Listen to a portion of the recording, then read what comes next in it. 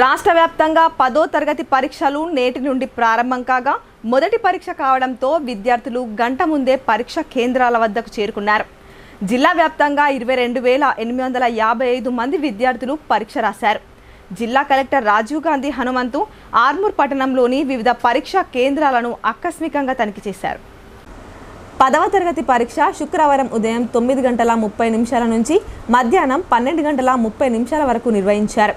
అయితే మొదటి పరీక్ష కావడంతో దూర ప్రాంతాల్లో ఉండే విద్యార్థులు గంట ముందు పరీక్షా కేంద్రాలకు చేరుకోగా అధికారులు వారిని క్షుణ్ణంగా పరిశీలించి సెంటర్లోకి అనుమతించారు.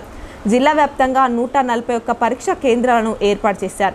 అయితే జిల్లా వ్యాప్తంగా 22,855 మంది విద్యార్థులు రాస్తున్నట్లు జిల్లా విద్యాశాఖ అధికారి తెలిపారు. ఇందులో 22,582 రెగ్యులర్ విద్యార్థులు కాగా 273 మంది ప్రైవేట్ విద్యార్థులు ఉన్నట్లు ఆయన వివరించారు. అయితే మొదటి రోజు తెలుగు పరీక్ష జిల్లా వ్యాప్తంగా ప్రశాంతంగా జరిగాయి. ఎక్కడా కూడా మాస్ కాపీయింగ్ జరగకుండా అధికారులు పకడ్బందీ చర్యలు తీసుకున్నారు.